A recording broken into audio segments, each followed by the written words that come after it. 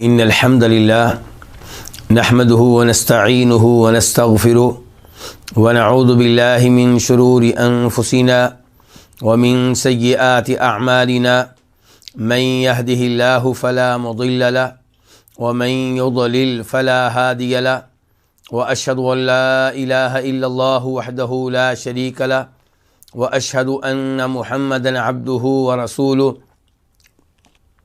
يا أيها الذين آمنوا اتقوا الله حق تقاته ولا تموتن إلا وأنتم مسلمون يا أيها الناس اتقوا ربكم الذي خلقكم من نفس واحدة وخلق منها زوجها وبث منهما رجالا كثيرا ونساء واتقوا الله الذي تساءلون به والأرحام إن الله كان عليكم رقيبا يا أيها الذين آمنوا اتقوا الله وقولوا قولا سديدا يصلح لكم أعمالكم ويغفر لكم ذنوبكم ومن يطع الله ورسوله فقد فاز فوزا عظيما أما بعد فإن خير الحديث كتاب الله وخير الهدي هدي محمد صلى الله عليه وسلم وشر الأمور محدثاتها وكل محدثة بدعة وكل بدعة ضلالة وكل ضلالة في النار۔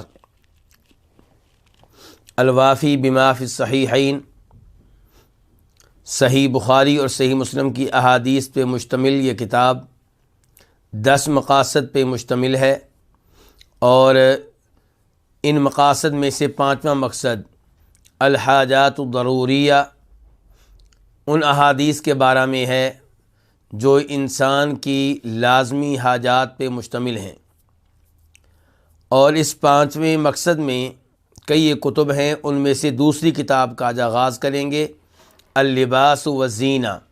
یہ دوسری کتاب لباس کے بارے میں ہے اور زیب و زینت کے بارے میں ہے، اور اس دوسری کتاب میں کئی ابواب ہوں گے۔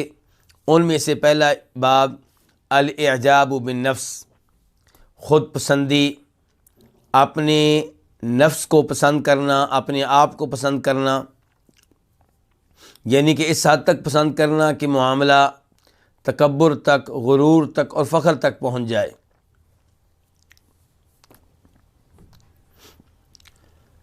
حدیث نمبر 1165 1165 قاف۔ اس حدیث کے بیان کرنے پہ اتفاق ہے امام بخاری کا اور امام مسلم کا۔ عن ابی ہریرہ قال، روایت ہے جناب ابو ہریرہ رضی اللہ تعالیٰ عنہ سے، وہ کہتے ہیں قال النبی، کہ فرمایا نبی صلی اللہ علیہ وسلم نے، او قال ابو القاسم، یا پھر کہا تھا ابو ہریرہ نے کہ فرمایا ابو القاسم صلی اللہ علیہ وسلم نے، یعنی کہ نیچے آنے والے راویوں کو شک ہے کہ جناب ابو ہریرہ نے یہاں پہ لفظ قال النبی کہا تھا یا قال ابو القاسم کہا تھا۔ کیا انہوں نے کہا تھا کہ نبی علیہ الصلوۃ والسلام نے فرمایا، یا انہوں نے کہا تھا ابو القاسم صلی اللہ علیہ وسلم نے فرمایا؟ اور ہم سب جانتے ہیں کہ ابو القاسم آپ کی کنیت ہے، اور یہ شک جس راوی کو ہوا ہے ان کا نام ہے آدم ابن ابی یاس الاسقلانی، امام بخاری کے شیخ ہیں، ان کے استاد ہیں۔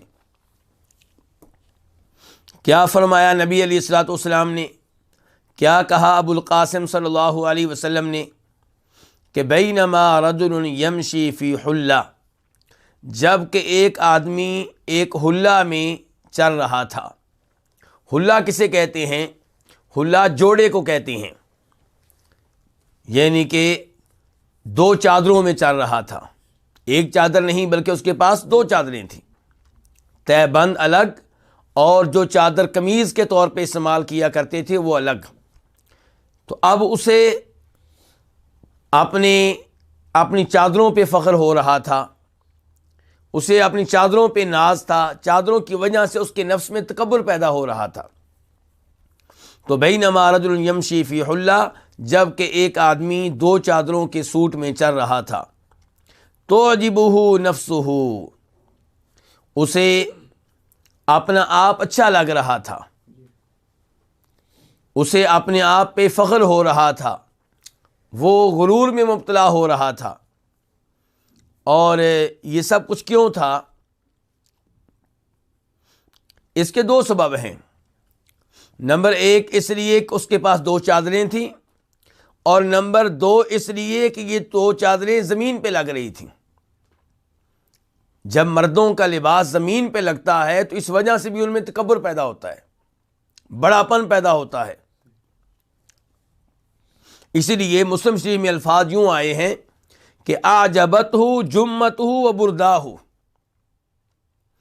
کہ 2 چیزیں اسے خود پسندی میں مبتلا کر رہی تھیں، 2 چیزیں اسے تکبر میں مبتلا کر رہی تھیں.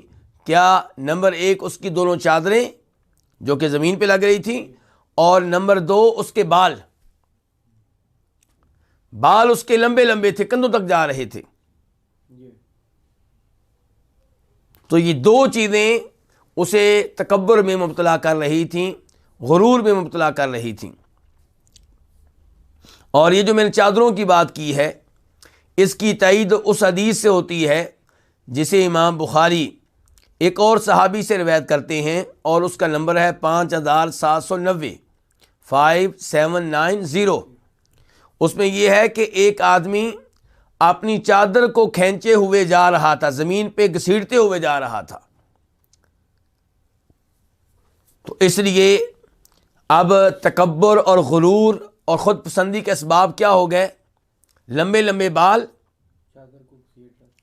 اور 2 چادریں، اور پھر چادریں اتنی لمبی کہ زمین پہ لگ رہی ہیں.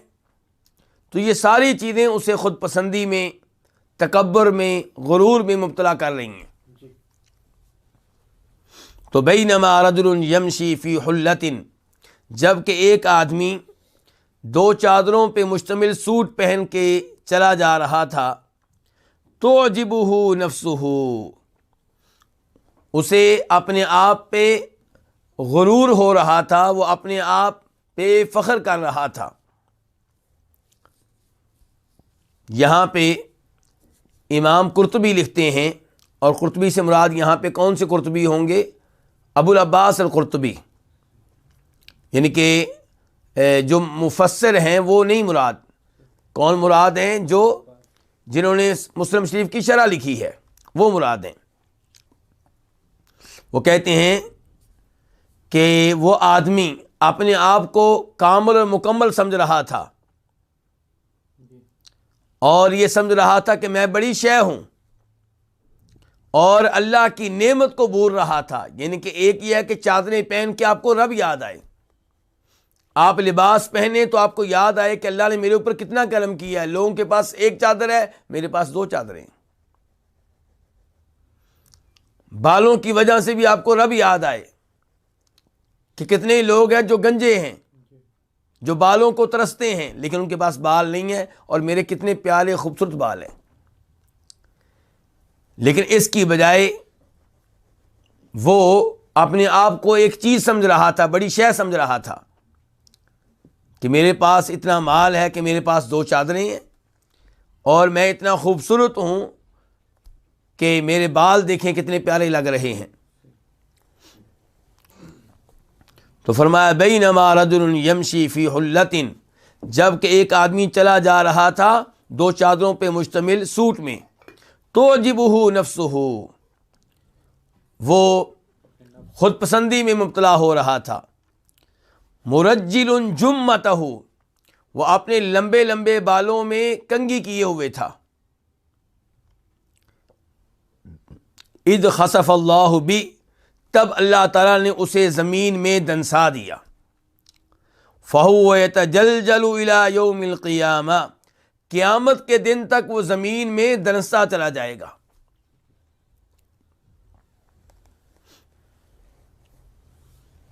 تو اس حدیث سے ہمیں کیا سبق مل رہا ہے؟ نمبر 1، اللہ کی دی گئی نعمتوں کو اللہ کی طرف منسوب کریں، اور یہ جان لیں کہ آپ کچھ بھی نہیں ہیں. آپ کے پاس جو کچھ ہے وہ اللہ کا فضل و کرم ہے، اس میں آپ کا کوئی کمال نہیں ہے. تو اس لیے اللہ کی نعمتیں استعمال کرتے ہوئے، اللہ کی نعمتوں کی طرف دیکھتے ہوئے اللہ کا شکر ادا کریں، الحمدللہ کہیں. اور اس سے یہ بھی پتہ چلا کہ ایسے موقع پہ شیطان انسان کے ساتھ کھیلتا ہے. وہ نہیں چاہتا کہ ان نعمتوں کی وجہ سے انسان اپنے رب کے ساتھ اپنا اچھا تعلق قائم کر لے اور رب کا شکر ادا کرے. وہ چاہتا ہے کہ یہ اپنے آپ کو ایک چیز سمجھے اور فخر میں مبتلا ہو جائے، تکبر میں مبتلا ہو جائے. اور پھر اس حدیث سے پتہ چلا کہ اس کا انجام کیا ہوتا ہے. اللہ چاہیں تو ایسے آدمی کو آخرت سے پہلے دنیا میں بھی پکڑ لیتے ہیں. عام طور پہ اللہ تعالیٰ نہیں پکڑتے، مہلت دیتے ہیں، لیکن کبھی کبھی اللہ تعالیٰ پکڑ لیتے ہیں. اور اس حدیث سے یہ بھی پتہ چلا کہ ایسے غیبی امور پہ ہمارا ایمان ہونا چاہیے. یہ بات کس نے بیان کی ہے؟ نبی علیہ الصلوۃ والسلام نے. اب جس نے کلمہ پڑھا ہے کہ اللہ کے علاوہ کوئی معبود برحق نہیں اور جناب محمد اللہ کے رسول ہیں صلی اللہ علیہ وسلم، اس پہ واجب ہے کہ اس غیبی امر پہ ایمان لائے کہ ایسے آدمی کو اللہ نے زمین میں دنسایا تھا اور یہ کہ قیامت کے دن تک یہ دنستا ہی رہے گا.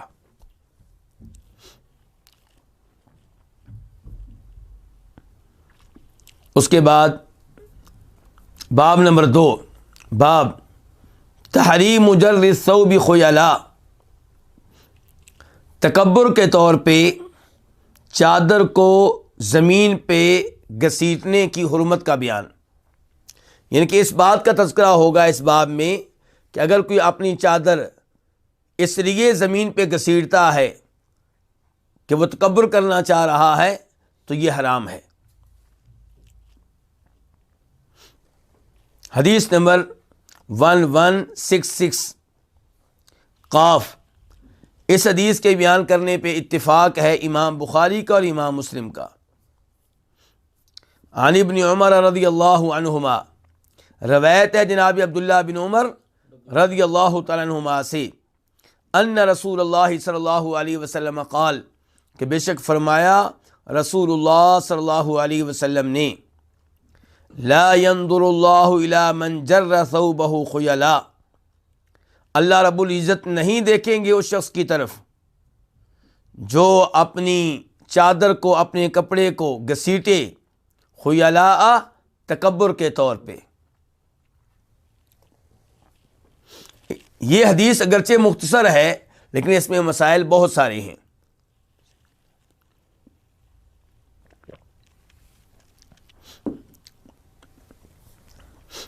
پہلا مسئلہ یہ معلوم ہوا کہ اللہ رب العزت کی کئی ایک صفات ہیں. ان صفات میں سے ایک صفت یہ ہے کہ اللہ تعالیٰ دیکھنے والے ہیں. جیسے اللہ تعالیٰ ہر آواز کو سننے والے ہیں، کوئی بھی آواز اللہ سے مخفی اور پوشیدہ نہیں ہے، ایسی اللہ تعالیٰ ہر چیز کو دیکھنے والے ہیں. کوئی بھی چیز اللہ کی نگاہوں سے مخفی اور پوشیدہ نہیں ہے، ہر چیز اللہ کی نگاہوں میں ہے. لیکن یہاں پہ سوال پیدا ہوتا ہے کہ جو اپنی چادر زمین پہ گھسیٹے تکبر کے طور پہ اللہ اس کی طرف نہیں دیکھیں گے تو کیا ایسا شخص اللہ کی نگاہوں سے مخفی اور پوشیدہ رہے گا؟ نہیں، ان الفاظ کا یہ مطلب نہیں ہے. ان الفاظ کا مطلب یہ ہے کہ اللہ تعالیٰ اس کی طرف پیار سے نہیں دیکھیں گے، اللہ تعالیٰ اس کی طرف محبت سے نہیں دیکھیں گے. بلکہ ایک اور حدیث میں آیا ہے جسے امام مسلم اور امام نسائی روایت کرتے ہیں کہ 3 طرح کے لوگ ہیں جن سے اللہ تعالیٰ کلام نہیں کرے گا، جن سے اللہ کلام نہیں کرے گا. نمبر 2، اللہ تعالیٰ ان کی طرف نہیں دیکھے گا. نمبر 3، اللہ تعالیٰ انہیں پاک نہیں کرے گا. نمبر 4، ان کے لیے دردناک عذاب ہے. کتنی سزائیں بیان ہوئی ہیں؟ 4. صحابہ کرام نے جب یہ الفاظ سنے تو کہنے لگے، اے اللہ کے رسول علیہ الصلوۃ والسلام، یہ لوگ ناکام و نامراد ہو گئے، تباہ و برباد ہو گئے، اتنی خطرناک سزائیں، یہ کون ہیں؟ تو آپ نے فرمایا تھا، نمبر 1 وہ جو احسان کر کے نیکی جتاتا ہے، احسان کر کے احسان جتاتا ہے. نمبر 2 جو اپنے کپڑے کو، اپنی چادر کو ٹخنوں سے نیچے لٹکاتا ہے، نمبر 3 جو جھوٹی قسمیں اٹھا کے اپنا سامان بیچتا ہے. ان کی گاڑی بیچی کیسے؟ جھوٹی قسم اٹھا کے کہ جناب میں نے 10 لاکھ روپے کی خریدی تھی، جبکہ خریدی کتنے میں تھی؟ 6 لاکھ کی، 7 لاکھ کی، 8 کی، 9 کی.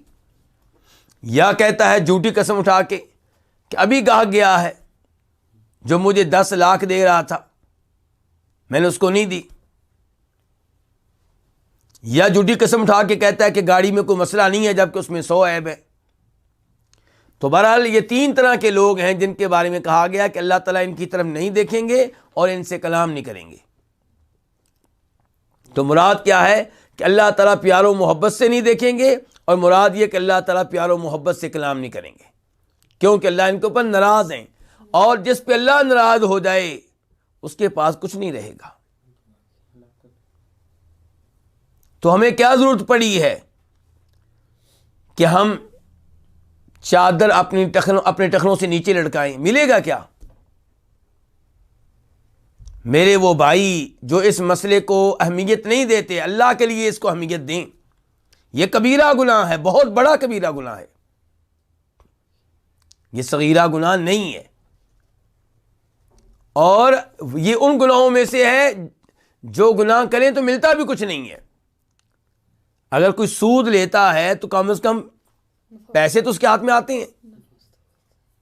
چوری کرتا ہے مال تو اس کے ہاتھ میں آتا ہے، چاہے حرام کا ہے. لیکن شلوار اور چادر اور پینٹ ٹخنوں سے نیچے رکھنے والا، اسے کچھ نہیں ملتا سوائے اس کے کہ اپنے رب کو ناراض کر رہا ہے. تو بہرحال ایک تو پتہ چلا کہ اللہ کی صفات میں سے ایک صفت کیا کہ اللہ دیکھنے والے ہیں. دوسرے نمبر پہ کچھ لوگ ایسے ہیں جن کے جرائم اتنے سنگین ہیں کہ اللہ تعالیٰ پیار و محبت سے ان کی طرف نہیں دیکھیں گے. تیسرے نمبر پہ جو مسئلہ یہاں پہ بیان کرنا چاہوں گا وہ یہ کہ الفاظ یوں ہیں کہ اللہ اس کی طرف نہیں دیکھیں گے جو اپنے کپڑے کو زمین پہ گھسیٹے. تو کون سا کپڑا؟ تہبند، شلوار، پینٹ، کون سا کپڑا؟ ہر کپڑا، چاہے قمیض اتنی لمبی ہو، چاہے امامہ پگڑی اتنی لمبی ہو، چاہے چادر اتنی لمبی ہو، چاہے شلوار لمبی ہو، چاہے پینٹ لمبی ہو. دلیل کیا ہے؟ دلیل آپ کے سامنے میں رکھنا چاہوں گا. یہ حدیث ہے جسے امام نسائی اور ابن ماجہ روایت کرتے ہیں. نسائی شریف میں اس کا نمبر ہے 5336 اور ابن ماجہ میں اس کا نمبر ہے 3576 کہ آپ علیہ الصلوۃ والسلام نے فرمایا الاسبال فی الازار والقمیص والعمامہ، کہ جو حدیث میں آیا ہے کہ ٹخنوں سے نیچے لٹکانا جائز نہیں ہے، اس کا تعلق تہبند سے بھی ہے، قمیص سے بھی ہے، امامے سے بھی ہے. امامہ کس کو کہتے ہیں؟ پگڑی کو.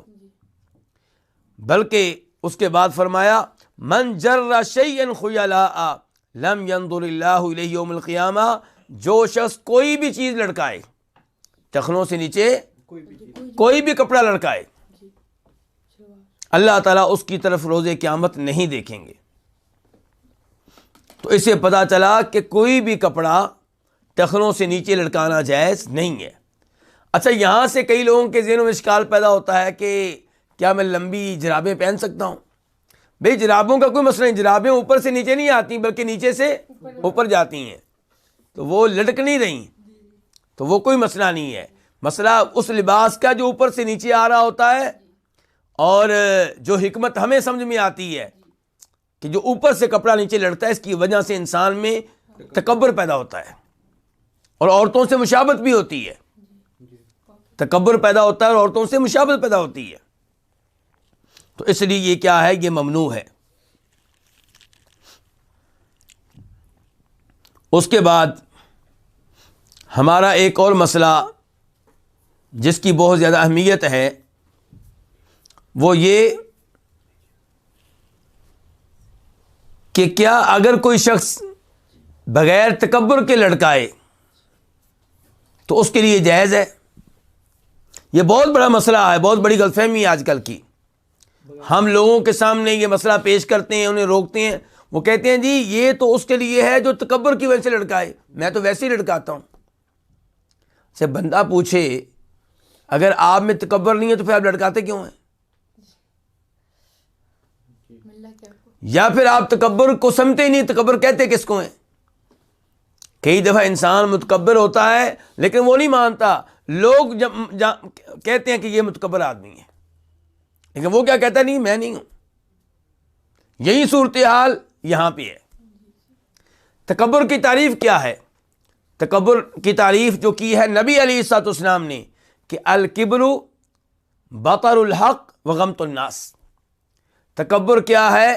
حق بات کو ماننے سے انکار کر دینا، ریجیکٹ کر دینا اور لوگوں کو حقیر جاننا۔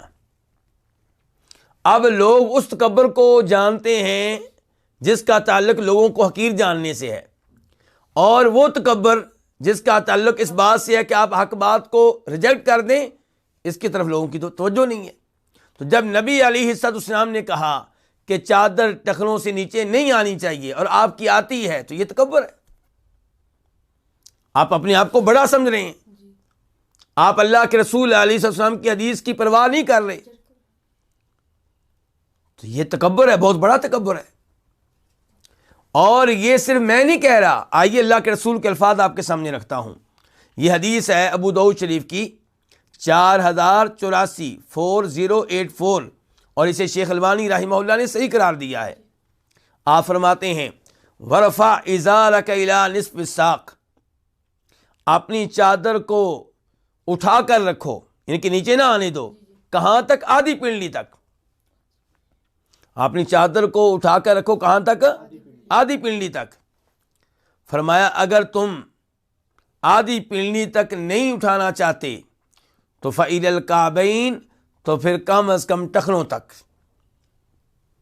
وإیاک وإسبال الإزار، فرمایا چادر کو ٹخنوں سے نیچے لٹکانے سے بچ جاؤ۔ کیوں؟ فإنہا من المخیلہ، فرمایا چادر ٹخنوں سے نیچے لٹکانا یہ تکبر ہے۔ آپ کہتے ہیں میں تو ویسے ہی لٹکا رہا ہوں، اللہ کے رسول کہہ رہے ہیں چادر ٹخنوں سے نیچے رکھنا یہ تکبر ہے۔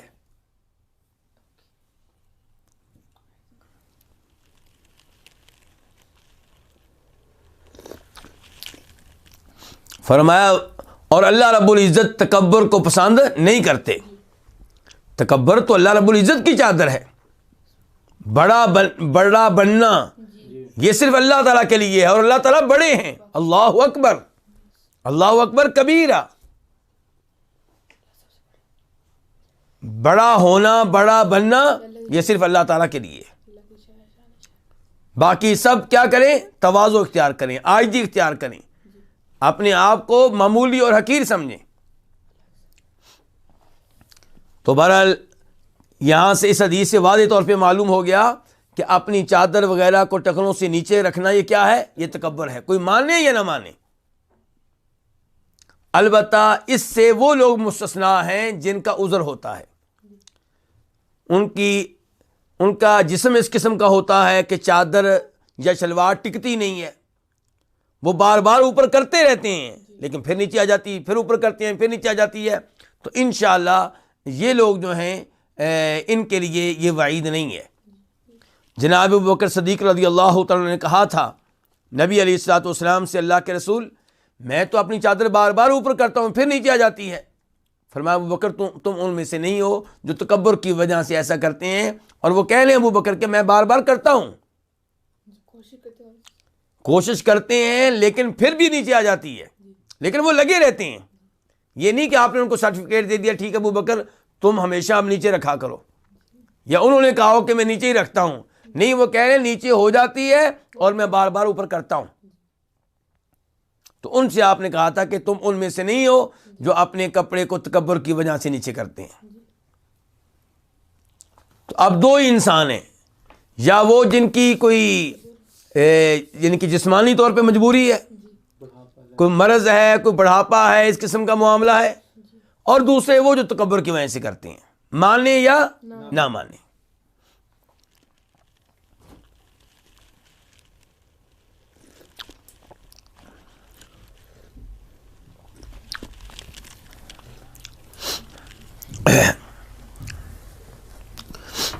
اب یہاں پہ ایک اور مسئلہ ہے، وہ ہے عورتوں کا، کہ عورتوں کے لیے کیا حکم ہے. تو آئیے اسی حدیث کا کچھ اضافی حصہ ترمذی اور نسائی شریف میں آیا ہے، یعنی کہ یہاں پہ نہیں آیا، بخاری شریف میں نہیں آیا. وہاں پہ یہ آیا ہے کہ ام سلمہ نے جب یہ سنا کہ نبی علیہ السلام فرما رہے ہیں کہ اللہ تعالیٰ اس کی طرف نہیں دیکھیں گے جو اپنے کپڑے کو تکبر کی وجہ سے زمین پہ گھسیٹتا ہے، تو جناب ام سلمہ نے کہا اے اللہ کے رسول علیہ السلام، عورتیں کیا کریں اپنے دامنوں کے ساتھ، وہ کیا کریں؟ تو آپ نے کہا کہ یرخین شبرن، ان کو ایک بالش لٹکانے کی اجازت ہے. ایک بالش کہاں سے، یہ سوال پیدا ہوگا.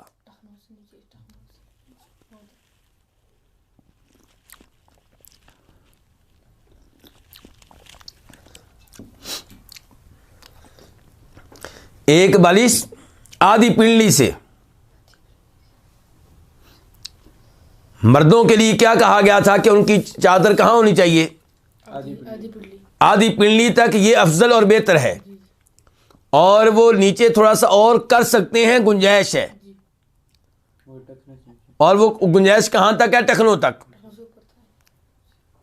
اب عورتوں نے جب سوال کیا ام سلمہ رضی اللہ عنہا نے کہ عورتوں کے لیے کیا حکم ہے، وہ اپنے دامن کے ساتھ کیا کریں، چادر کا نیچے والا حصہ اسے کہاں تک لٹکائیں، کہاں تک انہیں اجازت ہے؟ تو آپ نے فرمایا وہ ایک بالش لٹکا سکتی ہیں. تو ایک بالش کہاں سے؟ مردوں کے مقابلے میں بات ہو رہی ہے نا، یعنی کہ مردوں سے آگے وہ ایک بالش جا سکتی ہیں. تو مردوں کے ٹخنوں سے آگے یا مردوں کی آدھی پنڈلی سے آگے؟ آدھی پنڈلی سے آگے. یہ کیسے پتا چلا؟ یہ ان الفاظ سے، کیونکہ ام سلمہ فرمانے لگی اللہ کے رسول علیہ السلام، اگر ہم ایک بالش دامن نیچے لٹکائیں گی تو ہمارے پاؤں ننگے رہیں گے. اگر ٹخنوں سے ایک بالش ہوتا تو پاؤں کبھی ننگے نہ رہتے. وہ کیا کہہ رہی ہیں کہ اگر ہم صرف ایک بالش اگر لٹکائیں گی تو ہمارے پاؤں ننگے رہیں گے. اس کا مطلب ہے ایک بالش کہاں سے؟ آدھی پنڈلی سے. تو آپ نے کہا پھر ایسا کریں کہ ایک ہاتھ وہ لٹکا لیا کریں، لا یزدن علیہ، اس پہ اضافہ نہ کریں. ایک ہاتھ کس کو کہتے ہیں؟ یعنی کہ عربی کا لفظ کیا ہے؟ ذراع. تو اس کا مفہوم کیا ہے؟ ایک ہاتھ. یعنی کہ یہ جو ہمارے ہاتھ کی درمیان والی انگلی ہے، لمبی انگلی، اس کے کونے سے لے کر پنڈلی کے آخر تک، یہ کیا ہو گیا؟ ایک ہاتھ. تو ایک ہاتھ وہ کپڑا لٹکا سکتی ہیں تاکہ ان کے پاؤں ننگے نہ رہیں. اس سے پتا چلا کہ عورتوں کو چاہیے کہ اپنے پاؤں ڈھانکنے کی کوشش کریں. پنڈلی نظر آنا یہ تو جرم ہے. کوشش کریں کہ ان کا پاؤں بھی ڈھکا ہوا ہو. اور پاؤں ڈھانکنے کی کوشش میں اگر کپڑا تھوڑا بہت زمین پہ لٹک رہا ہے تو کوئی مسئلہ نہیں ہے، اس لیے تو آپ کہہ رہے ہیں لٹکا لیں. مردوں سے کہا گیا کہ ان کا کپڑا زمین پہ نہ لگے بلکہ ٹخنوں سے بھی اوپر رہے. اور عورتوں سے کہا جا رہا ہے کہ وہ نصف پنڈلی سے ایک بالش نیچے لٹکا سکتی ہیں، بلکہ ایک ہاتھ لٹکا سکتی ہیں.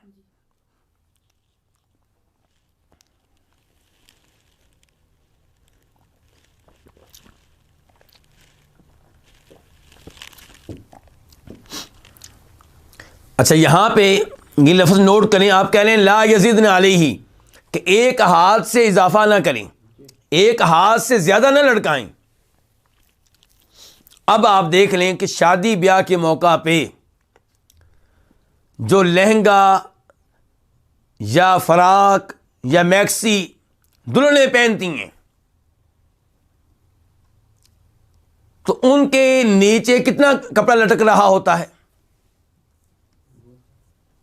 3-4 عورتیں ان کے کپڑے کو سنبھال رہی ہوتی ہیں اور پھر بھی لٹک رہا ہوتا ہے کئی گز تک، کئی میٹر تک. تو یہ سب کچھ شریعت کے خلاف ہے. یہ سب کچھ شریعت کے خلاف ہے. ایک طرف عورتیں وہ ہیں کہ جب لباس پہنتی ہیں تو ان کی پنڈلیاں ننگی ہو رہی ہیں اور یہ بازو ننگے ہو رہے ہیں, گلا ننگا ہو رہا ہے, سر کے بال ننگے ہو رہے ہیں.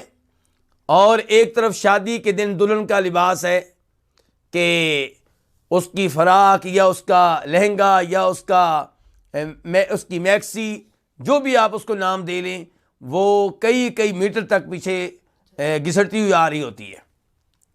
تو دونوں کام شریعت کے خلاف ہیں.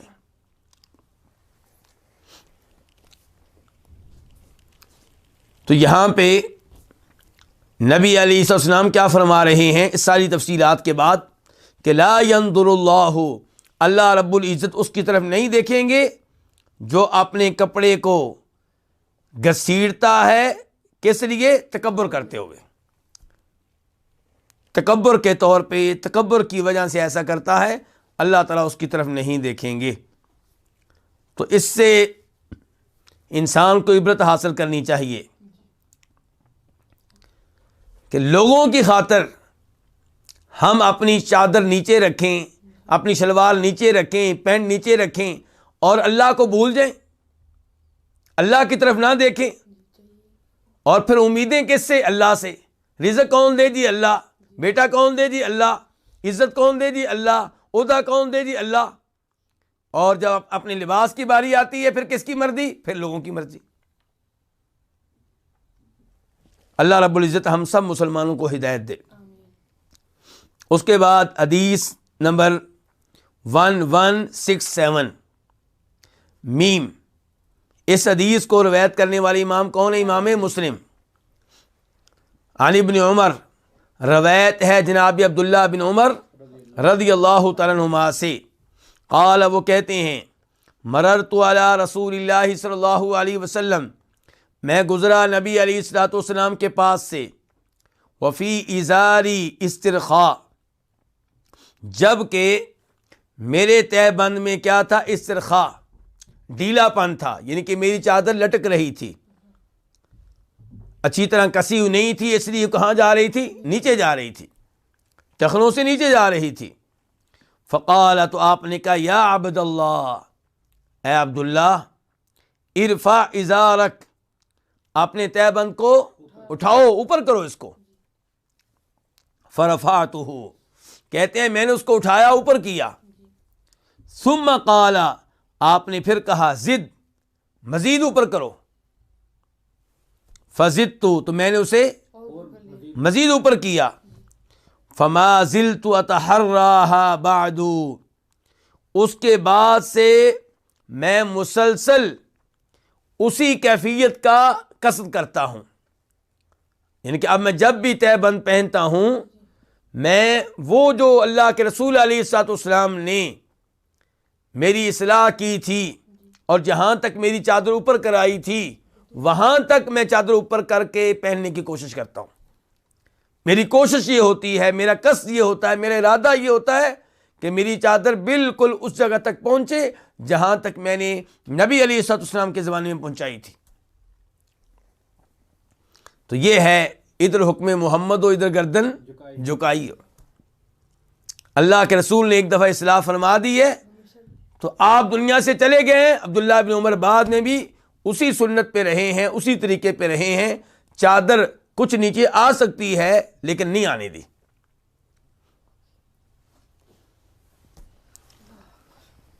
فقال بعض القوم, تو کچھ لوگوں نے کہا, کس سے کہا؟ عبداللہ بن عمر سے. عبداللہ بن عمر نے جب یہ حدیث بیان کی تو کچھ لوگوں نے عبداللہ بن عمر سے کہا, الی این, کہاں تک آپ نے چادر اوپر کی تھی, کہاں تک آپ نے چادر اٹھائی تھی؟ فقال انصاف الساقین, دونوں پنڈلیوں کے درمیان تک, آدھی پنڈلی تک میں نے چادر اوپر کر لی تھی.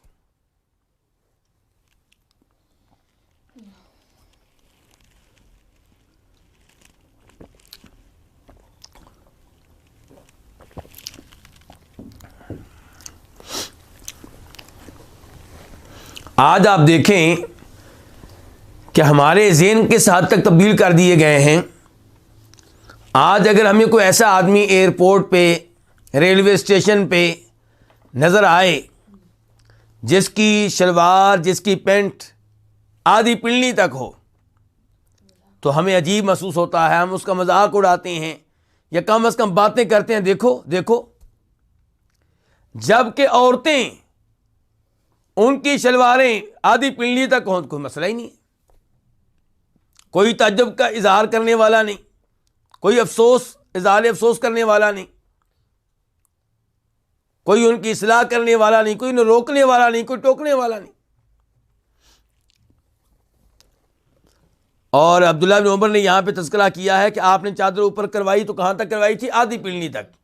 اسی کی تائید میں ایک روایت آپ کے سامنے پیش کرنا چاہوں گا جسے امام ابن ماجہ اپنی سنن میں لے کر آئے ہیں، اور اس کا نمبر کیا ہے؟ 3573، 3573،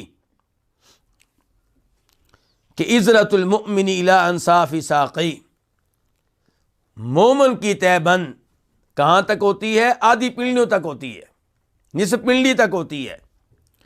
اس کے بعد آپ کہتے ہیں لیکن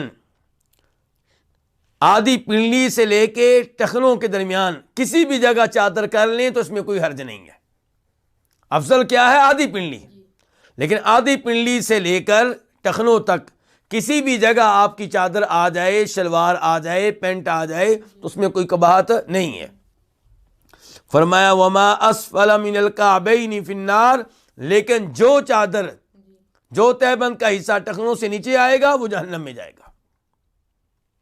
پھر آپ نے 3 مرتبہ کہا لا ينظر اللہ الی من جر ازارہ بطرا، جو اپنی چادر زمین پہ گھسیٹے تکبر کے طور پہ اتراتے ہوئے، اللہ تعالیٰ اس کی طرف نہیں دیکھیں گے۔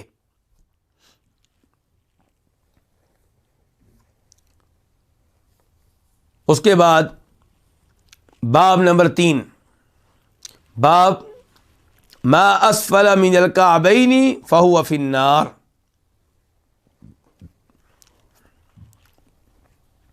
کہ جو کپڑا ٹخنوں سے نیچے ہوگا وہ کہاں جائے گا؟ جہنم میں جائے گا۔ حدیث نمبر 1168، اس حدیث کو اپنی کتاب میں جگہ دینے والے امام کا نام کیا؟ امام بخاری۔ عن ابی ہریرہ رضی اللہ عنہ عن النبی صلی اللہ علیہ وسلم قال، روایت ہے جناب ابو ہریرہ رضی اللہ تعالیٰ عنہ سے، وہ روایت کرتے ہیں نبی علیہ الصلوۃ والسلام سے کہ آپ نے فرمایا ما اسفل من الکعبین من الازار ففی النار، کہ تہ بند کا جو حصہ ٹخنوں سے نیچے ہوگا تو وہ کہاں جائے گا؟ وہ جہنم میں جائے گا۔ تو سوال یہ پیدا ہوتا ہے کہ جس نے جو چادر پہنی ہے وہ روز قیامت جہنم میں چلی بھی جائے تو اس کو کیا لگے؟ کیونکہ حدیث کیا کہہ رہی ہے کہ جو چادر کا حصہ ٹخنوں سے نیچے ہوگا وہ کہاں جائے گا؟ جہنم میں جائے گا۔ تو کہنے والا کہہ سکتا ہے کہ ٹھیک ہے وہ کپڑا چلا جائے، میں تو نہیں جاؤں گا، حدیث میں یہ تو نہیں کہا گیا کہ وہ بھی جائے گا جس نے وہ چادر پہنی ہوگی۔ تو اس حدیث کا مطلب بیان کرتے ہیں امام خطابی، وہ کہتے ہیں کہ اس سے مراد یہ ہے کہ وہ جسم کا حصہ جو ٹخنوں سے نیچے ہے اور جہاں پہ چادر آ رہی ہے، شلوار آ رہی ہے، پینٹ آ رہی ہے، وہ حصہ جہنم کی آگ میں جلے گا، وہ حصہ جہنم کی آگ میں جلے گا، یہ اس سے مراد ہے۔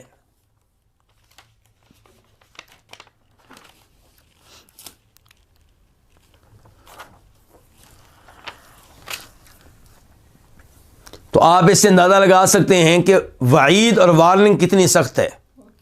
اور اس حدیث میں جب کہا گیا ہے کہ چادر کا جو حصہ ٹخنوں سے نیچے ہوگا وہ جہنم میں جائے گا، تو یہاں پہ تکبر کی شرط نہیں لگائی گئی، کوئی تکبر کی وجہ سے لڑکائے یا بغیر تکبر کی لڑکائے۔ حالانکہ میں پہلے گزارش کر چکا ہوں کہ جو بھی چادر نیچے لڑکاتا ہے اس کے ہاں 2 اسباب میں سے ایک سبب ہوگا، یا کوئی شرعی عذر ہوگا، کوئی بیماری ہوگی، کوئی زخم ہوگا، کوئی وجہ ہوگی، ورنہ کیا ہوگا؟ ورنہ تکبر ہے، کوئی مانے یا نہ مانے، نبی علیہ السلام کی حدیث کو نظر انداز کر کے چادر نیچے رکھنے پہ اصرار کرنا، شلوار نیچے رکھنے پہ اصرار کرنا، پینٹ نیچے رکھنے پہ اصرار کرنا، یہ خود تکبر کی بہت بڑی علامت اور نشانی ہے۔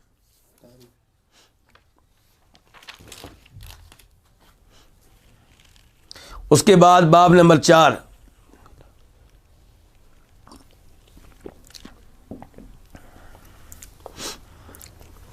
باب تحریم لبس الحریری علی الرجال،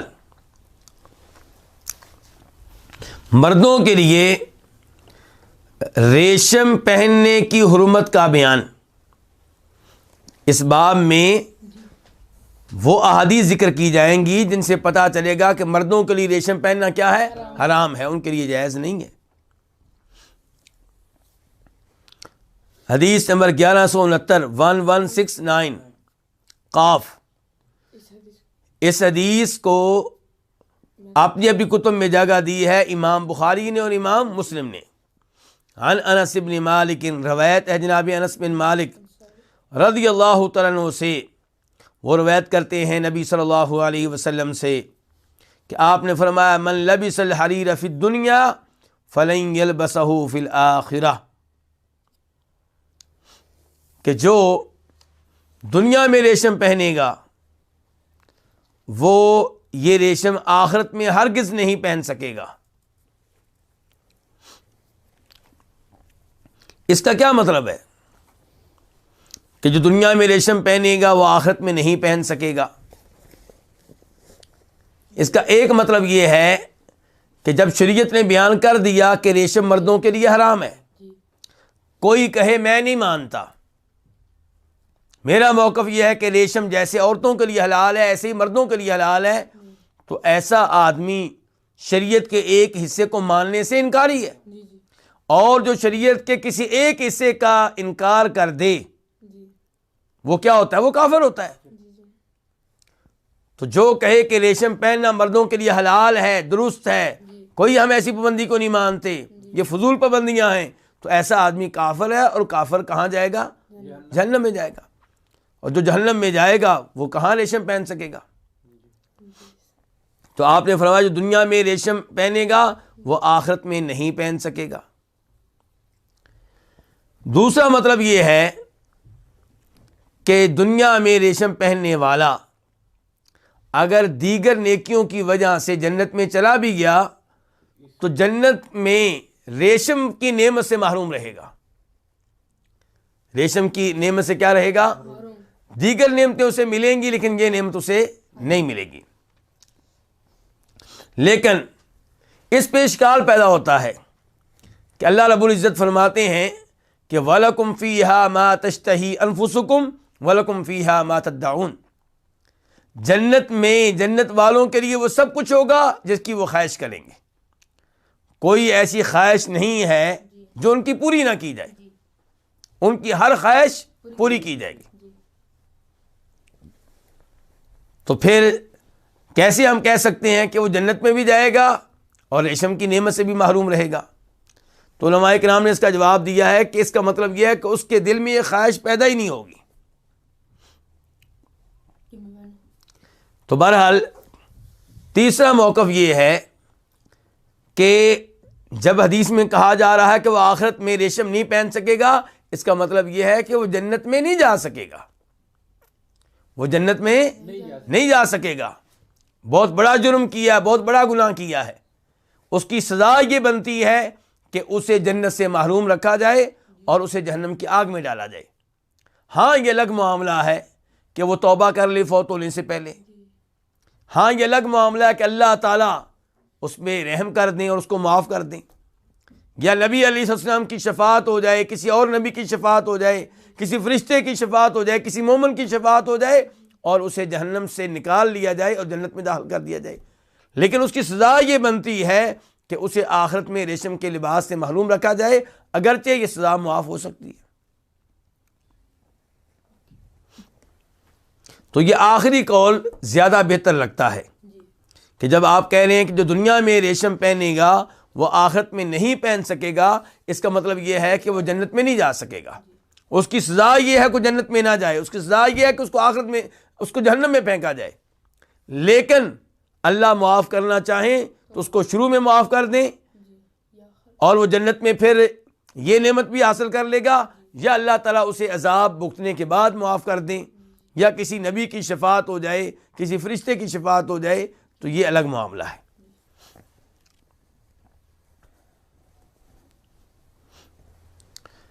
حدیث نمبر 1170 1170 قاف، اس حدیث کے بیان کرنے پہ اتفاق ہے کس کا؟ امام بخاری کا اور امام مسلم کا۔ عن عقبہ بن عامر قال، روایت ہے جناب عقبہ بن عامر جوہنی رضی اللہ تعالیٰ عنہ سے، وہ کہتے ہیں اہدی الی النبی صلی اللہ علیہ وسلم فروج حریر فلبسہ فصلی فیہ، کہ نبی علیہ الصلوۃ والسلام کو ہدیہ کے طور پہ دی گئی، کیا دی گئی؟ ریشم کی کھلی کبا۔ حریر کا معنی کیا ہو گیا؟ ریشم، اور فروج کا معنی کیا؟ کھلی کبا، یعنی کہ کبا وہ ہوتی ہے جو لباس کے اوپر پہنتے ہیں، لباس کے اوپر پہنتے ہیں۔ تو نبی علیہ الصلوۃ والسلام کو ہدیہ کے طور پہ ریشم کی کھلی کبا دی گئی، فلبسہ، تو آپ نے اسے پہنا، فصلی فیہ، تو اس میں آپ نے نماز پڑھی یا اس میں آپ نے نماز پڑھائی، ثم انصرف، پھر آپ نماز سے فارغ ہوئے، نماز سے پھرے، فنزعہ نزعا شدیدا، تو آپ نے اسے کھینچ کر اتارا، کالکارہ لہ، گویا کہ آپ اسے ناپسند کرنے والے ہیں، آپ نے اس کو ایسے کھینچ کر اتارا جیسے آپ کو اس سے نفرت ہو، اس کو ناپسند کر رہے ہوں، آپ کو افسوس ہو رہا ہو کہ میں نے اسے کیوں پہنا ہے۔ وقال، اور آپ نے کہا، لا ينبغی ھذا للمتقین، کہ یہ لباس، یہ ریشم کا لباس متقی لوگوں کے لیے، پرہیزگاروں کے لیے، اللہ سے ڈرنے والوں کے لیے مناسب نہیں ہے، ان کو زیب نہیں دیتا، ان کے لیے لباس جائز نہیں ہے۔ تو پہلی حدیث سے اور دوسری حدیث سے پتہ چلا کہ یہ لباس جو ہے یہ حرام ہے اور جائز نہیں ہے۔ اس کے بعد حدیث نمبر 1171 1171 قاف، اس حدیث کے روایت کرنے پہ اتفاق ہے کس کا؟ امام بخاری کا اور امام مسلم کا۔ عن عبداللہ بن عمر، روایت ہے جناب عبداللہ بن عمر رضی اللہ تعالیٰ عنہما سے، ان عمر بن الخطاب رآ حلة سیراء عند باب المسجد، جناب عمر فاروق نے دیکھا حلتن، ایک سوٹ، ایک جوڑا، سیراء، ریشم کا۔ سیراء کے دو تین معنی ہوتے ہیں، ایک معنی ہوتا ہے اس کا خالص ریشم، اور دوسرا یہ کہ تانا ریشم کا اور بانا کسی اور چیز کا، یا بانا ریشم کا اور تانا کسی اور چیز کا۔ تو بہرحال جناب عمر فاروق نے ریشمی جوڑا دیکھا عند باب المسجد، مسجد کے دروازے کے پاس، اس کا مطلب مسجد کے دروازے کے باہر بیچا جا رہا تھا۔ تو پتہ چلا کہ مسجد کے دروازے کے باہر کاروبار کرنا، کوئی چیز بیچنا یا خریدنا یہ جائز ہے، اس میں کوئی حرج نہیں ہے، لیکن مسجد کے اندر ایسا کرنا جائز نہیں ہے، مسجد کے اندر بیع کرنا جائز نہیں ہے۔ اور آج کل مسلمان احتیاط نہیں کرتے، مسجد میں بیٹھے ہوتے ہیں، ایک دوسرے کے موبائل کو پسند کر لیتا ہے، ادھر ہی طے ہو جاتا ہے مجھے کتنے کا دو گے، وہ کہتا ہے اتنے کا دے دیا، نہیں سوچتے کہ ہم مسجد میں بیٹھے ہوئے ہیں۔ فقال یا رسول اللہ، تو انہوں نے کہا اللہ کے رسول، کنہوں نے کہا؟ جناب عمر بن خطاب نے، لو اشتریت ہذہ، اگر آپ یہ خرید لیں، فلبستھا یوم الجمعہ، اور اسے پہن لیں جمعہ کے دن، یعنی کہ یہ جوڑا اگر آپ خرید لیں اور اسے پہن لیں جمعہ کے دن، وللوفد، اور جب کوئی وفد آئے، اذا قدموا علیکا، جب آپ کے پاس کوئی وفد آئے ان کی آمد پہ بھی پہن لیں، یعنی کہ کتنا اچھا ہو اگر آپ ایسا کر لیں تو۔ جناب عمر فاروق اپنی خواہش کا اظہار کر رہے ہیں۔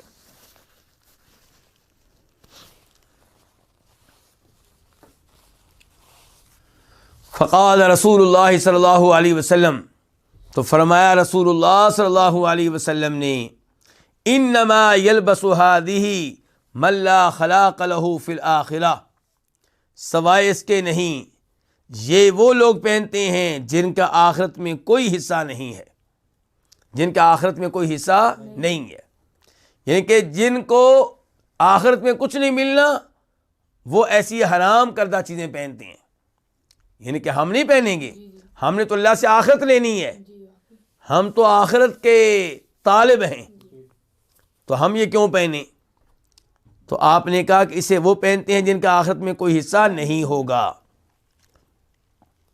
اب تک جو ہم نے حدیث پڑھی ہے اس سے کئی مسائل ثابت ہو رہے ہیں۔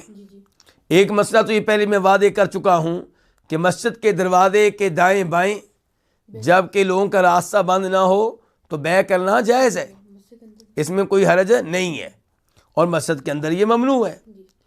اور اس کے بعد یہ کہ جمعہ کے دن اچھے سے اچھا لباس پہننا چاہیے۔ جناب عمر فاروق نے اللہ کے رسول سے کہا یہ سوٹ خرید لیں تاکہ آپ جمعہ کے دن پہنا کریں، تو آپ نے یہ نہیں کہا کہ جمعہ کے لیے خصوصی لباس پہننا یہ تو جائز ہی نہیں ہے، بلکہ آپ نے یہ کہا کہ یہ لباس جو بک رہا ہے چونکہ ریشم کا ہے تو یہ وہ پہنتے ہیں جن کے آخرت میں کوئی حصہ نہ ہو۔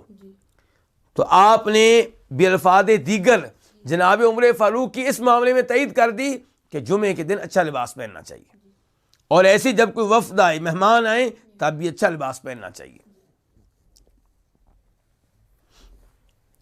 ثم جاءت رسول اللہ صلی اللہ علیہ وسلم منہا حلل، پھر نبی علیہ الصلوۃ والسلام کے پاس اس کے کئی جوڑے آئے، کئی سوٹ آئے، کس کے؟ ریشم کے۔ فآطا عمر بن الخطاب منہا حلہ، تو آپ نے ان میں سے ایک جوڑا، ایک سوٹ کس کو دیا؟ عمر بن خطاب کو۔ اور دیگر روایات سے پتہ چلتا ہے کہ ایک جناب عمر فاروق کو دیا، ایک جناب علی کو دیا، ایک اسامہ بن زید کو دیا۔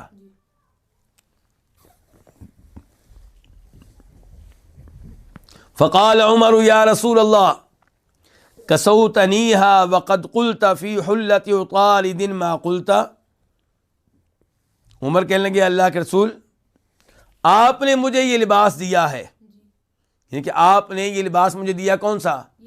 یہ ریشمی، جب کہ آپ اتارد کے سوٹ کے بارے میں کہہ چکے ہیں جو آپ نے کہا تھا،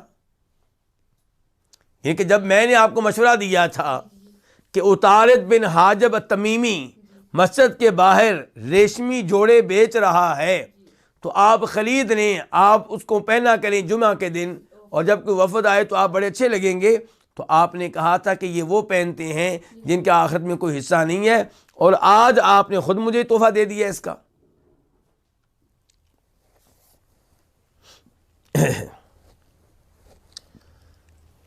تو اتارد کس کا نام ہوا؟ آدمی کے نام جو یہ کپڑے بیچتا تھا، اتارد بن حاجب التمیمی۔ قال رسول اللہ صلی اللہ علیہ وسلم، تو اس موقع پہ فرمایا کس نے؟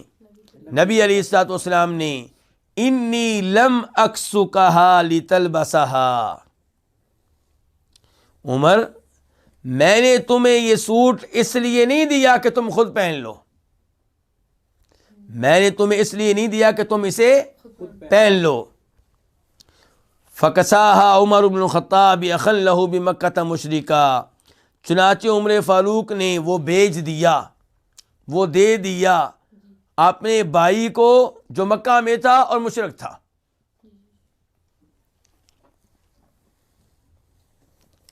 اس حدیث کے سے اخذ کردہ کئی مسائل پہلے میں اشارہ کر چکا ہوں، اور اب ایک مسئلہ یہ کہ جناب عمر فاروق کس قدر دین پہ، شریعت پہ عمل کرنے والے تھے۔ نبی علیہ السلام نے جب ریشمی سوٹ بھیجا تو ایسا نہیں ہے کہ فوری طور پہ پہن لیا ہو، اس سے فائدہ اٹھایا ہو، بلکہ نبی علیہ السلام سے سوال کیا کہ اللہ کے رسول آپ نے تو مجھے روک دیا تھا اس سے، اور آپ نے کہا تھا کہ یہ وہ لوگ پہنتے ہیں جن کا آخرت میں کوئی حصہ نہ ہو، تو آج آپ نے مجھے کیوں بھیج دیا ہے؟ تو آپ نے وضاحت فرمائی کہ میں نے اس لیے نہیں بھیجا تھا تاکہ تم پہن لو۔ تو عمر بن خطاب نے پھر کس کو بھیج دیا؟ مکہ میں اپنے بھائی کو جو کہ کافر تھا، مشرک تھا، اس سے کیا پتہ چلا کہ صلہ رحمی کرتے رہنا چاہیے، چاہے آپ کے بھائی غیر مسلم ہوں، چاہے آپ کے والدین غیر مسلم ہوں، ان سے بطور رشتہ دار کے آپ اچھا سلوک کرتے رہیں جب تک کہ وہ اسلام کے خلاف تلوار نہ اٹھائیں، جب تک کہ وہ مسلمانوں پہ ظلم و ستم نہ کریں، دین کی وجہ سے ظلم و ستم نہ کریں، تو تب تک آپ ان کے ساتھ اچھا سلوک کرتے رہیں۔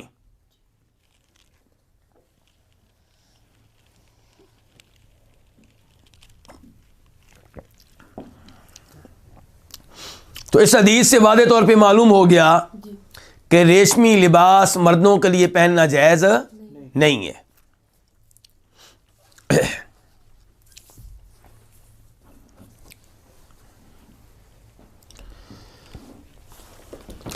اور اس سے ایک اور مسئلہ بھی معلوم ہوا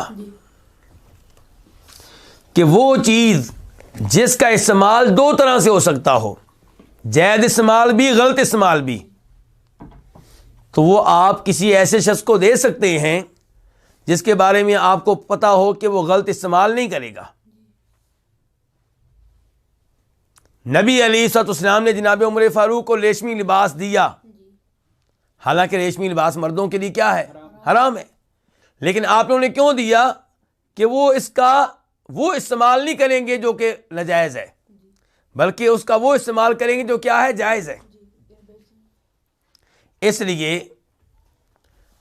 اگر آپ کی کوئی شاپ ہے، مثال کے طور پہ موبائل کی، اور آپ کے پاس موبائل خریدنے کے لیے وہ آ رہا ہے جس کے بارے میں آپ کو یقین ہے، میں شک نہیں کہہ رہا، اور نہ ہی میں یہ کہتا ہوں کہ ہر کسٹمر سے آپ تحقیق شروع کر دیں کہ تم موبائل کا استعمال کیا کرو گے، پہلے یہ بتاؤ، لیکن ایک کسٹمر کے بارے میں آپ کو پہلے ہی پتا ہے، یا وہ خود بتا رہا ہے گفتگو کے ذریعے کہ میں اس کا غلط استعمال کروں گا، وہ آپ سے کہتا ہے کہ مجھے موبائل دیں، میں نے اس میں مثال کے طور پہ قوالیاں سننی ہیں، میں نے اس پہ گانے سننے ہیں، میں نے اس میں گندی فلمیں دیکھنی ہیں، تو آپ کے لیے جائز نہیں ہے کہ آپ اسے موبائل بیچیں۔ لیکن اگر کوئی آئے اور کہے کہ میں تلاوت سننی ہے، میں نے تقریریں سننی ہیں، تو آپ اس کو بیچیے۔ یا ایک آدمی آیا اور وہ نہ کہتا ہے کہ میں نے تقریر سننی ہے، نہ وہ کہتا ہے گانے سننے، وہ خاموش ہے، تو آپ خاموشی سے اس کو بیچ سکتے ہیں۔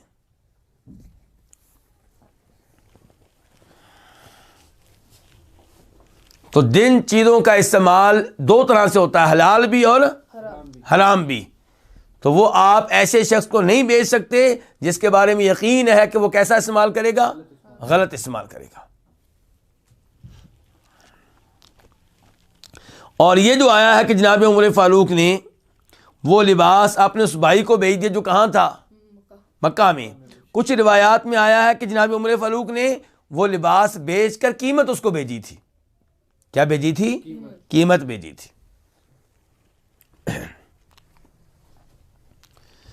اس کے بعد باب نمبر 5، وہ باب کیا؟ باب اباحۃ لبس الحریر لمرض الحکہ، خارش کی بیماری کے لیے ریشم کا لباس پہننے کی اجازت۔ مباح ہے، جائز ہے ریشم کا لباس پہننا، کب؟ جب خارش کی بیماری لگ جائے، خارش کی بیماری کی وجہ سے۔ تو یہ کیا ہوئی؟ مجبوری ہوئی نا، تو مجبوری میں ایسا کیا ہے؟ جائز ہے۔ حدیث نمبر 1172 1172 قاف، اس حدیث کے بیان کرنے پہ اتفاق ہے کس کا؟ امام بخاری کا اور امام مسلم کا۔ عن انس بن مالک رضی اللہ عنہ ان النبی صلی اللہ علیہ وسلم رخص لعبد الرحمن بن عوف والزبیر فی قمیص من حریر من حکۃ کانت بہما۔ انس بن مالک سے روایت ہے کہ بے شک نبی علیہ الصلوۃ والسلام نے اجازت دی، رخصت دی، کس کو؟ عبد الرحمن بن عوف کو اور زبیر کو۔ زبیر سے مراد کون ہے؟ زبیر بن عوام۔ اور دونوں کن میں سے ہیں؟ عشرہ مبشرہ میں سے، دونوں ان 10 صحابہ کرام میں سے ایک ہیں جن کو دنیا میں نبی علیہ الصلوۃ والسلام نے ایک ہی مجلس میں جنت کی خوشخبری دی تھی، بشارت دی تھی۔ تو آپ نے عبد الرحمن بن عوف کو اور زبیر بن عوام کو ریشم کی قمیص کی پہننے کی رخصت دی، ریشم سے بنی ہوئی قمیص پہننے کی رخصت دی، اس خارش کی وجہ سے جو ان دونوں کو لگی ہوئی تھی۔ اور مسلم کی ایک روایت میں آتا ہے کہ جوؤں کی بنا پر، جوؤں کی بنیاد پہ، تو اب دونوں روایتوں کو جمع کریں تو مطلب یہ ہوگا کہ جوئیں پڑ گئی تھی اور پھر جوؤں کی وجہ سے خارش پیدا ہو گئی تھی۔ اور بخاری کی ایک حدیث ہے جس کا نمبر ہے 2920 2920، اس میں یہ ہے کہ فرأیتہ علیہ ما فی غزات، راوی کہتے ہیں، راوی کون ہے اس حدیث کے؟ انس بن مالک۔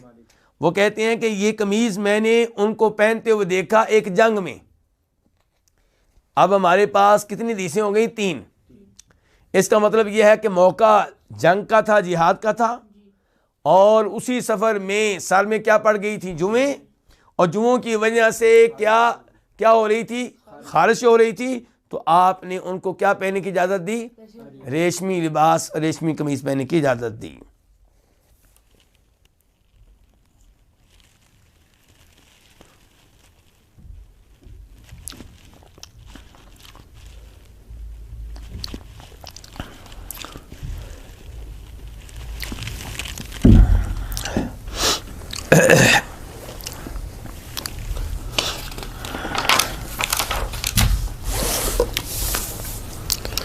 باب نمبر 6، باب الحریر والذہب للنساء، عورتوں کے لیے ریشمی لباس اور سونے کا حکم۔ یعنی کیا عورتیں ریشمی لباس استعمال کر سکتی ہیں؟ کیا عورتیں گولڈ اور سونا پہن سکتی ہیں؟ حدیث نمبر 1173 1173۔ اس حدیث کو روایت کرنے والے امام کون ہے؟ امام بخاری۔ عن انس بن مالک رضی اللہ عنہ انہ رآ علی ام کلثوم، کہ انس بن مالک سے روایت ہے کہ انہوں نے ام کلثوم پہ دیکھا۔ ام کلثوم کون سی؟ بنتی رسول اللہ صلی اللہ علیہ وسلم، وہ ام کلثوم جو صاحبزادی ہیں رسول اللہ صلی اللہ علیہ وسلم کی۔ اور یہ وائف کس کی تھیں؟ ہمارے تیسرے خلیفہ جناب عثمان بن عفان کی وائف تھیں۔ اور میں نے پہلے بھی کہا تھا، پھر کہہ رہا ہوں کہ نبی علیہ الصلوۃ والسلام نے اپنی 4 بیٹیوں میں سے صرف ایک بیٹی ہاشمیوں کو دی ہے۔ کون سے ہاشمی کو؟ جناب علی کو۔ باقی 3 بیٹیاں کن کو دی ہیں؟ بنو امیہ کو دی ہیں۔ کن کو دی ہیں؟ بنو امیہ کو 3 بیٹیاں آپ نے دی ہیں، 2 جناب عثمان اور 1 ابو العاص۔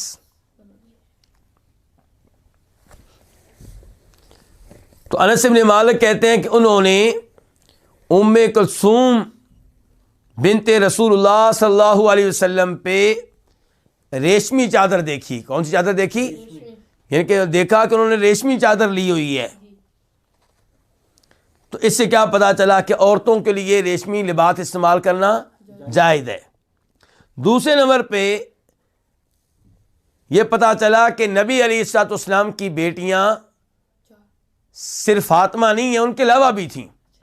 کیونکہ افسوس سے کہنا پڑتا ہے کہ وہ لوگ جو آل بیت کا نام لیتے ہیں لیکن صحابہ کرام سے نفرت رکھتے ہیں، وہ یہ دعویٰ کرتے ہیں کہ نبی علیہ الصلوۃ والسلام کی بیٹی ایک ہی تھی، جبکہ صحیح بات یہ ہے کہ آپ کی کتنی بیٹیاں تھیں؟ 4۔ اور یہ قرآن سے بھی ثابت ہوتا ہے، یا ایھا النبی قل لازواجک وبناتک، اے نبی آپ کہہ دیں کن سے؟ بیویوں سے اور اپنی بیٹیوں سے اور مومن عورتوں سے۔ اس کا مطلب ہے کہ آپ کی بیٹیاں زیادہ ہیں، اس لیے اللہ نے کہا اپنی بیٹیوں سے۔ اگر ایک بیٹی ہوتی تو اللہ تعالیٰ کہتے اے نبی آپ کہہ دیں اپنی بیٹی سے، 2 ہوتی تو اللہ تعالیٰ کہتے اپنی دونوں بیٹیوں سے کہہ دیں، کیونکہ عربی میں 2 کے لیے الگ لفظ ہوتا ہے باقاعدہ۔ چونکہ بیٹیاں 3 سے زیادہ ہیں تو اللہ نے کہا وبناتک۔ اور اس حدیث سے بھی پتہ چلا، تو انس بن مالک کہتے ہیں کہ انہوں نے ام کلثوم پہ جو کہ اللہ کے رسول کی بیٹی ہیں, چادر دیکھی, کس چیز کی چادر تھی؟ ریشمی کپڑے کی. کس کی تھی؟ ریشمی کپڑے کی. یہاں پہ سوال پیدا ہوتا ہے کہ انس ابن مالک نے ام کلثوم کو دیکھا, کیا ان کے لیے دیکھنا جائز تھا؟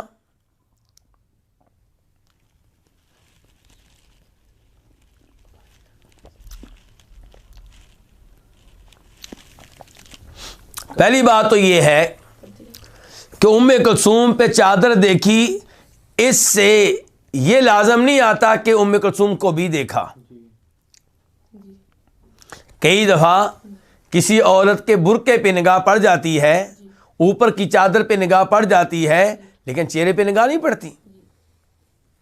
دوسرے نمبر پہ ہو سکتا ہے جب جناب انس نے سیدہ ام کلثوم کو دیکھا ہو تب انس بن مالک کیا ہوں؟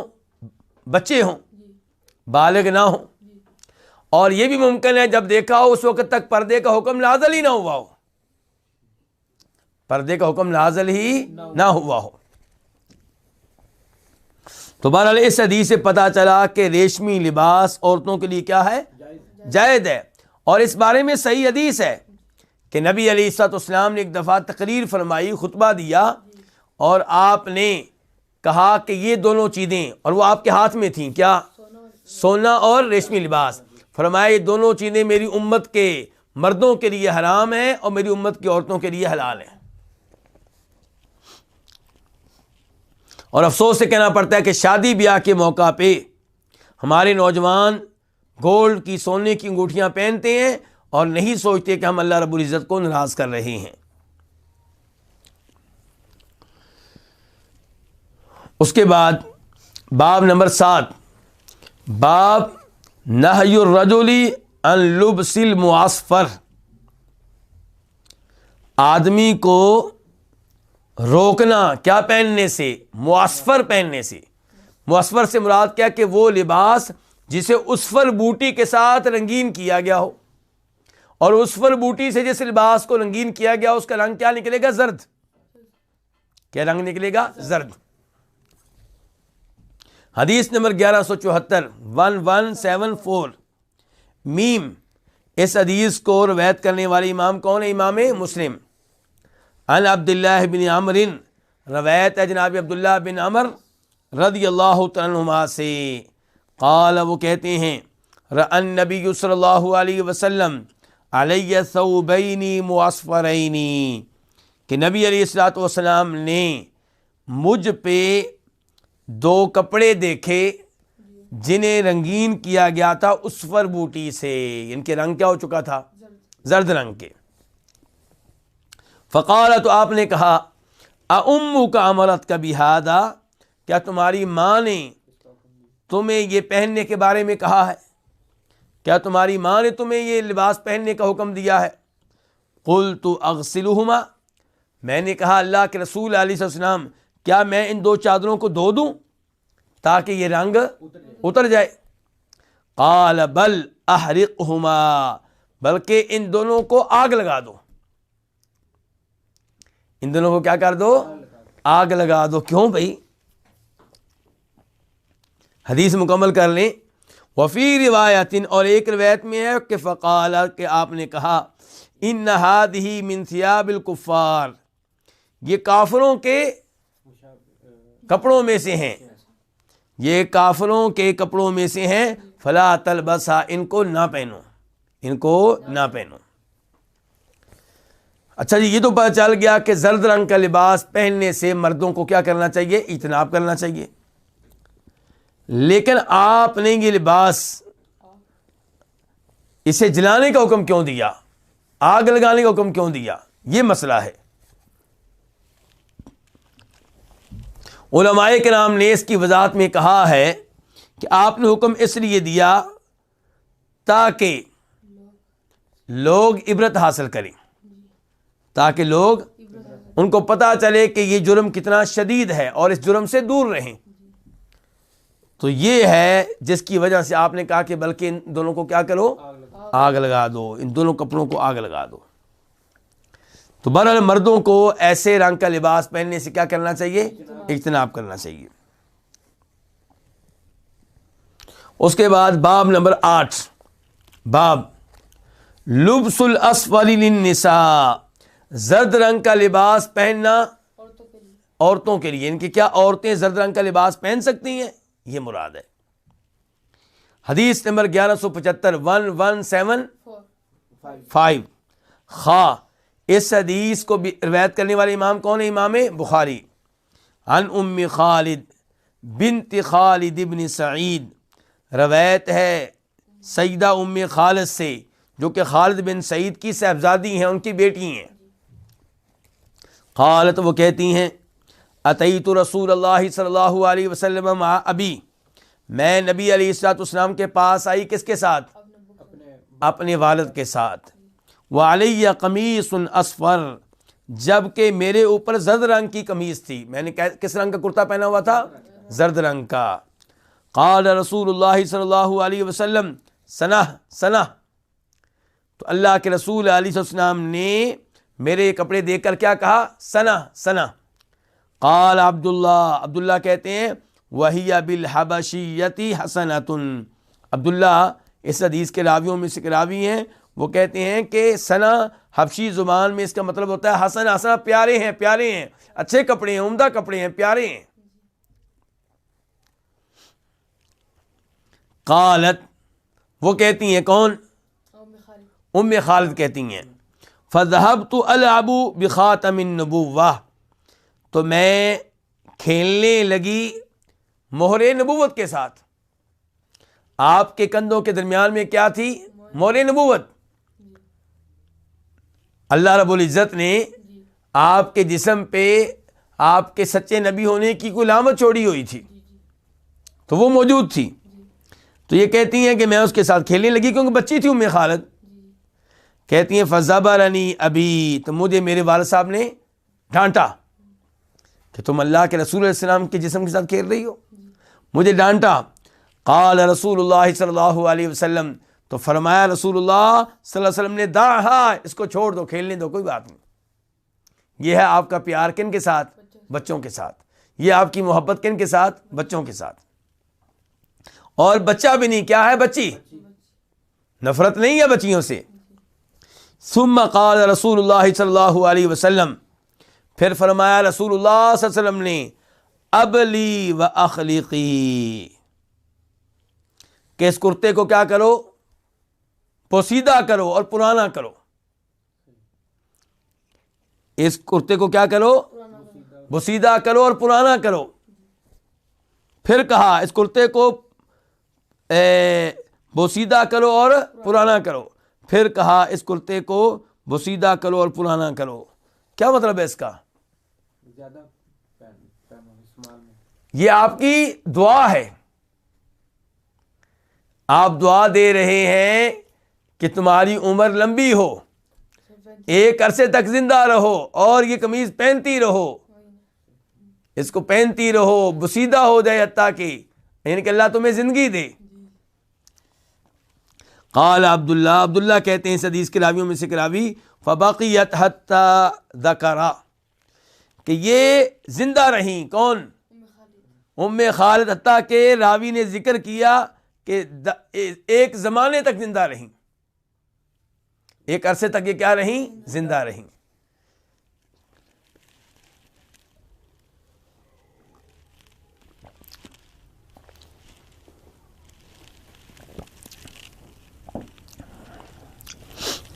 تو اس سے کیا پتہ چلا اس حدیث سے کہ زرد رنگ کا لباس پہننا عورتوں کے لیے جائز ہے، لیکن مردوں کو اس رنگ سے بچنا چاہیے۔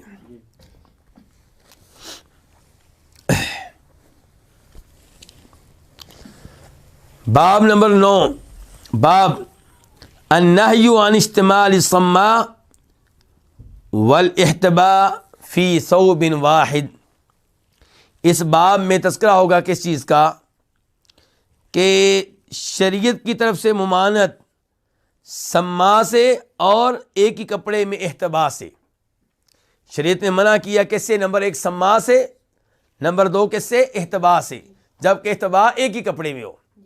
یہ دو چیزیں کیا ہیں؟ یہ آگے تعارف آ رہا ہے، تذکرہ آ رہا ہے حدیث کے ضمن میں، لیکن فی الحال آپ نے یاد رکھنا کہ شریعت نے سما سے بھی روکا ہے اور ایک ہی کپڑے میں احتبا کرنے سے بھی روکا ہے۔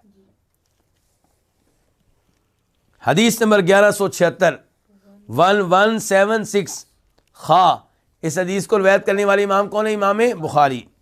عن ابی سعید الخدری قال، روایت ہے جناب ابو سعید خدری سے، وہ کہتے ہیں نہا رسول اللہ صلی اللہ علیہ وسلم عن استعمال الصماء، روکا ہے نبی علیہ الصلوۃ والسلام نے سما سے، کس سے؟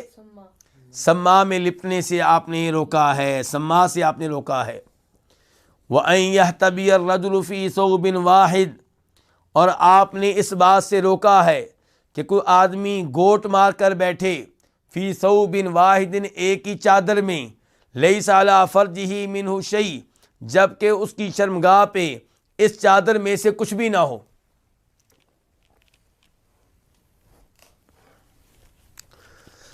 گوٹ مار کر بیٹھنا کسے کہتے ہیں؟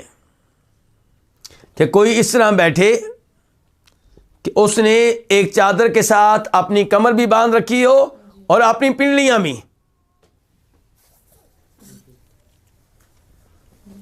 یعنی کہ ٹانگیں اٹھا کر رکھی ہوئی ہوں اور ٹانگیں اس کے پیٹ کے ساتھ لگ رہی ہوں، تقریباً کس کے ساتھ لگ رہی ہوں؟ پیٹ کے ساتھ، اور اس نے اپنے آپ کو چادر کے ساتھ کیا دے رکھا ہو؟ باندھ رکھا ہو، اور سہارا دے رکھا ہو، اور ٹیک گویا کہ چادر کی ہے۔ تو اس میں خطرہ کیا ہوتا ہے کہ اس زمانے میں لوگ عام طور پہ ایک ہی چادر پہنتے تھے، یہ ان کا ٹوٹل لباس ہوا کرتا تھا۔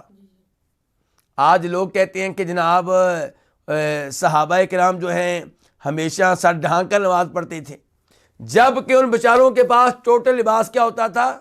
ایک چادر۔ یعنی کہ جو امیر صحابہ کرام ہوتے تھے ان کے پاس دو چادریں ہوتی تھیں، ایک تہبند کے طور پہ، ایک قمیض کے طور پہ، ایک نیچے ایک اوپر، لیکن عام طور پہ صحابہ کرام کے پاس کتنی چادر ہوتی تھی؟ ایک۔ تو ایک ہی چادر ہے، وہ آپ اس انداز سے بیٹھ جائیں گے تو شرمگاہ کیا ہو جائے گی؟ ننگی ہو جائے گی، کیونکہ آپ نے اپنی پنڈلیاں اور ٹانگیں کیا کی؟ اٹھائی ہوئی ہیں، اٹھا کے پیٹ کے ساتھ لگائی ہوئی ہیں۔ تو اب کیا خطرہ ہے کہ نیچے سے آپ کی شرمگاہ کیا ہوگی؟ ننگی ہوگی۔ تو اس لیے آپ نے گوٹ مار کر بیٹھنے سے منع کیا ہے۔ باقی رہ گیا سما، تو سما کی وضاحت یہاں پہ خود آ رہی ہے، اس لیے میں نہیں کر رہا۔ احتباء کی تو وضاحت آ گئی نا، گوٹ مار کر بیٹھنا اس انداز سے کہ آپ کی شرمگاہ کیا ہو رہی ہے؟ ننگی ہو رہی، شرمگاہ کے اوپر چادر کا حصہ نہ ہو کوئی بھی۔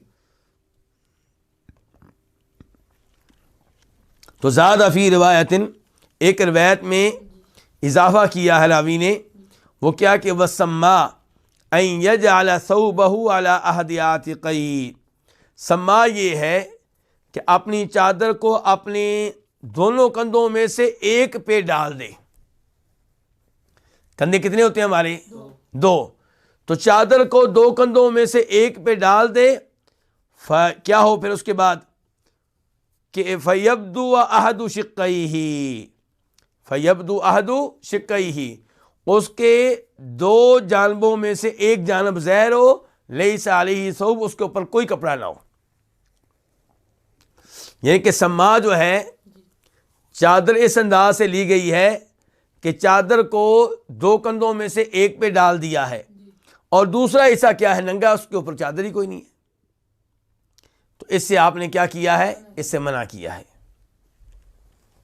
تو یہ ہے باب، ہمارا باب کیا تھا؟ النہی عن استعمال السماء والاحتباء فی ثوب واحد، کہ شریعت کا سما سے روکنا اور ایک ہی چادر میں احتباء کرنے سے روکنا، گوٹ مار کر بیٹھنے سے روکنا۔ اس کے بعد باب نمبر 10، وہ کیا باب ہے؟ باب النہی عن التحری، ننگے ہونے کی ممانعت، ننگے پن سے شریعت کا روکنا۔ حدیث نمبر 1177 1177 میم، اس حدیث کو روایت کرنے والے امام کون؟ امام مسلم۔ عن المسور بن مخرمہ، روایت ہے جناب مسور بن مخرمہ رضی اللہ تعالیٰ عنہ سے، قال، وہ کہتے ہیں اقبلت بحجر احملہ ثقیل وعلی ازار خفیف، مسور کہتے ہیں کہ میں ایک پتھر لے کر آیا جس کو میں نے اٹھایا ہوا تھا، اور پتھر ہلکا تھا کہ بھاری تھا؟ کہتے ہیں ثقیل بھاری تھا۔ تو ثقیل کا تعلق ہے حجر کے لفظ سے، کہ میں ایک بھاری پتھر لے کر آیا جس کو میں اٹھائے ہوئے تھا، وعلیہ ازار خفیف، اور مجھ پہ ہلکی سی چادر تھی۔ چادر جو میں پہنی وہ ہلکی ہوئی تھی، پتھر جو ہلکی تھی، اور پتھر جو اٹھایا تھا وہ کیا تھا؟ بھاری تھا۔ قال کہتے ہیں کون؟ مسور بن مخرمہ، فانحل ازاری، تو میرا تہبند کھل گیا، ومعی الحجر، جبکہ میرے پاس تھا کیا؟ پتھر میرے پاس ہیں، اور میرا تہبند کیا ہو گیا ہے؟ کھل گیا ہے۔ لم استطع ان اضعه حتى بلغت به الى موضعه، میں اس کو زمین پہ رکھنے کی طاقت نہ رکھ سکا، مجھ میں اتنی طاقت نہیں تھی کہ میں اس کو زمین پہ پھینک دوں۔ حتی بلغت به الى موضعه، یہاں تک کہ میں اس کو اس کے مقام پہ لے گیا۔ کیا مطلب؟ اس پتھر کے جہاں پہ چھوڑنا تھا، جہاں اس پتھر کو چھوڑنا تھا، جہاں پہ اس کو رکھنا تھا، میں ادھر اس کو لے گیا۔ اور حالت کیا ہے؟ خود کیا ہو چکے ہیں؟ ننگے ہو چکے ہیں، چادر تو کھل گئی ہے، اور پتھر اتنا بھاری ہے کہ اس میں چادر ٹھیک کرنے کی کہاں گنجائش۔ فقال رسول اللہ صلی اللہ علیہ وسلم، تو فرمایا رسول اللہ صلی اللہ علیہ وسلم نے، ارجع الی ثوبک فخذہ، اپنی چادر کے پاس واپس جاؤ تو اسے لو، ولا تمشوا عراتا، اور ننگے ہو کر نہ چلا کرو، ننگے ہو کر نہ چلا کرو۔ تو اس سے پتہ چلا کہ شریعت ننگے پن کو پسند نہیں کرتی، اور اگر کسی جگہ ایسے کلچر کو رواج دیا جا رہا ہے تو رواج دینے والوں کو اللہ سے ڈرنا چاہیے۔ نبی علیہ السلام تو اتنا پسند نہیں کرتے کہ مجبوری کے عالم میں کوئی ننگا چلے۔ اب یہ شخص جو تھا، یہ جو ہے، یہ کیسے جا رہے تھے؟ یہ ننگے جا رہے تھے، اور بھاری پتھر اٹھایا تھا، ممکن نہیں تھا ان کے لیے چادر کی اصلاح کریں، یا چادر کو اٹھائیں، یا چادر باندھ لیں، اس لیے وہ ایسے ہی لے گئے۔ تو آپ نے ان کو کہا بھی اپنی چادر کے پاس واپس جاؤ، پکڑو، اور ننگے ہو کے نہ چلا کرو۔ تو بہرحال ننگے ہو کر چلنا کیا ہے؟ یہ ممنوع ہے، یہ جائز اور درست نہیں ہے۔ تو یہیں پہ آج کے درس کا اختتام کرتے ہیں۔ اس کے بعد جو حدیث ہے اس پہ کچھ ٹائم لگے گا، تو اس لیے یہیں پہ درس روکتے ہیں۔ اللہ تعالیٰ سے دعا کرتے ہیں کہ اللہ تعالیٰ میرا اور آپ کا یہ حاضر ہونا قبول فرمائے، اور اللہ تعالیٰ یہ دورہ ہمیں مکمل کرنے کی توفیق دے، اور ان احادیث پہ اللہ تعالیٰ ہمیں عمل کرنے کی توفیق دے، اور اللہ تعالیٰ اس کے بعد دیگر کئی کتب پڑھنے پڑھانے کی توفیق دے۔ وآخر دعوانا الحمدللہ رب العالمین۔ اس ویڈیو کو اپنے دوستوں کے ساتھ ضرور شیئر کیجیے گا، اور اس ویڈیو میں کمنٹ کر کے ہمیں لازمی طور پر بتائیے گا کہ آنے والے وقت میں آپ کس طرح کی ویڈیوز دیکھنا پسند کرتے ہیں۔ اور اگر آپ نے ابھی تک ہمارا چینل سبسکرائب نہیں کیا تو فوراً سبسکرائب کیجیے، ساتھ ہی بیل آئیکن پر کلک کریں تاکہ مزید آنے والی ویڈیوز جو وقتاً فوقتاً آپ کے لیے اس چینل پر اپلوڈ کرتے ہیں وہ آپ کو وقت پر ملتی رہیں، اور آپ ان سے مستفید ہوتے رہیں۔ اگلی ویڈیو تک ہمیں دیجیے اجازت، اپنا خیال رکھیے گا، اللہ حافظ۔